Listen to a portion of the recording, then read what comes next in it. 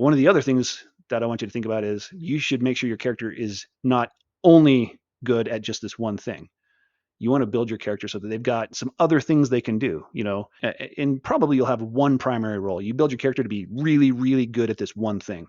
And it's actually good to do that so that there's differentiation in the party, so that there's fun, right? So that each of you has more of those moments where I did the thing that saved the party. I did the thing that was super valuable, right? When you're all differentiated, all of you will have more of those moments. So build your character to be really good at one of these, but also build your character to be, kind of good at a couple others. So that one, there's backup for some of these other things in a party. But two, and this is probably the most important part, is that you will have something useful and interesting for your character to do more often. All right, so let me give you an example of that.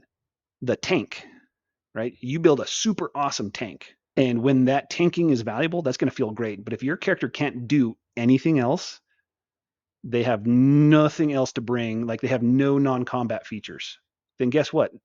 You're not having very much fun outside of combat. And depends on the session, and it depends on the DM style. But let's call it like the average, right? Which is frankly probably half of every session should not be combat. Okay, what are you doing with your character when it's not combat if the only thing you're good at is tanking and you can't do anything else? Your character's just kind of following the rest of the party along. You're going to be bored for that hour and a half to 2 hours, or however long the session is. You're going to be pretty bored because you're not doing anything. You're not contributing anything. You're not participating. It's not going to be fun.